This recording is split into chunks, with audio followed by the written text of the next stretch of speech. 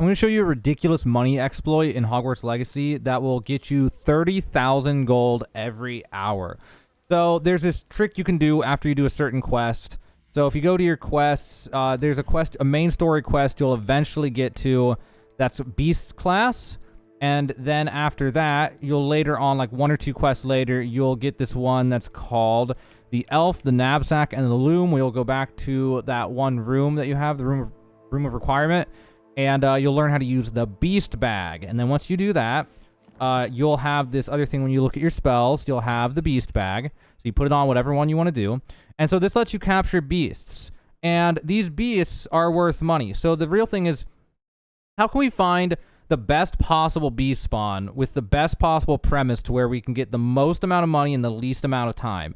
And I have found the best spawn that I think you're going to find, which is surprising. It's actually one that you've already used if you've gotten to this point. Turns out it's actually the best. So this spawn is going to be over here at this Foo Flame, the Mooncalf Den.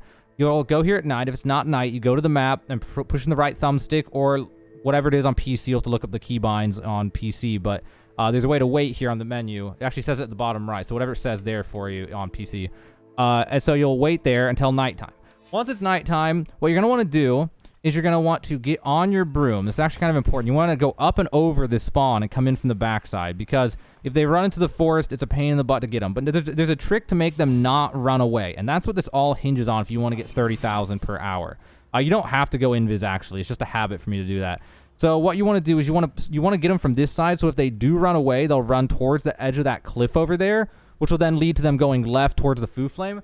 And then there's a kind of a boundary they can't go past when they go that way, and then that will stop them from running away. But a lot of them will come back the other way if you scare them. But there's a trick to not scaring them. So you can hold right trigger, whatever it is, get your spell ready, and you can actually, instead of running at them, you're going to have to walk at them. Now, I don't know if you can walk at them on PC. Maybe there's a keybind you can hold to make you walk instead of run. With controller, obviously, you just move the thumbstick less. But if you actually walk into range of them while spamming, and then the second you get them, you just stop moving, the other ones won't run away most of the time. So what you can do is you can just walk over. And you don't really want to run very much at all, because even from a distance, if you run, they can run away. But if you creep up like that, even if they run away, they might just do that where they just ran a few steps, and then they're done. So you're just going to walk up, and the second it does it, you're just going to stop moving. And then if you do it like that, like you saw that one, he ran, but he only ran a few steps. So then we're going to do it again. You're going to learn the range and then just walk into it. You can run up to get like close to the range, but if you run into the range, then they're going to run away. So you gotta walk the last bit of it. So like that. And if you do this, these ones won't run, which is what makes this one viable, because this spawn's actually awful otherwise, because these guys will just run all over the place. And it makes it an absolute nightmare to try to catch them all. But if you don't scare them, then you can get it so fast. And if you get it takes a lot of finesse to get it perfect. But if you do it just right, then you can actually do this spawn in... you can get a full bag of critters in 5 minutes. So once you're done, you're going to run back over here to the southwest. You're just going to run about this far down here, and then you're going to go to the map. You're going to wait until daytime, and then you're going to wait one more time until it is nighttime. And doing this will not only reset this spawn, it'll reset the spawn for pretty much everything. It's just that each spawn has its own requirement for how far away you have to run and then come back. But this spawn's broken. And you don't have to go very far at all. Literally just going right there and then resting twice will make them all reappear literally right in front of you like that. And so then you can just do it again and again and again. So as long as you just are careful and you walk into range, then they won't ever fully run away. And then you can... just farm them. So you don't want them running really far. And the way to do that again is to just walk into range when you go to do it. Although sometimes you might get unlucky and get a bad something like this where it just kind of made them run anyway. But that's usually doesn't happen. If they do run, then it's kind of a disaster. You may just want to reset by going to the edge and waiting two night cycles again. But yeah, so this one would be a disaster one. I would probably just go back and sleep twice in this scenario. But once you've got a full inventory of mooncalves, this spawn has so many mooncalves that if you don't mess it up, you can just do 2 cycles of this, and you'll have like 18, 19, or 20 mooncalves. And which is all you can carry is 20. And so you'll be able to do that in less than 5 minutes, and then you'll need to go sell them. So in order to sell these, I'm just going to grab one more real fast. I don't need to grab full inventory just to show you.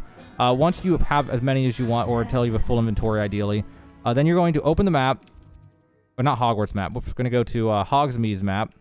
And we're going to go to the North Hogsmeade Foo Flame. And there's a shop just to the north of here where we can unload these things. And every optimization you have to this will just increase how much gold you get. It'll save you real life time the more optimized you get at doing this, the more practice you have at doing this. But yeah, the fastest you can do this is right around 5 minutes per cycle. You'll go to this lady and you'll talk, and then you'll go here and you'll just sell them one by one. They're worth 120 each. As far as where all beasts are worth 120, at least I haven't found any that are not worth 120. But yeah, each load is going to get you 2,400 gold, and you can do each one of those in 5 minutes or so, which is an obscene amount of gold to be able to get. If you were to do it exactly 5 minutes a piece, it'd be like 28,000. I think it was 28,800 gold. So you can get right around 30,000. Honestly, you could probably get faster than 5 minute cycles if you did it perfectly. And then, yeah, it'd be like over 30,000 gold every single hour. And what you can even do to speed things up here is at this shop, you can sleep twice at this shop and then go, just so you don't have to, like, I don't know, it's just faster. It's faster. Second, you guys open the map, sleep, and then fast travel out will actually save you a little bit of time.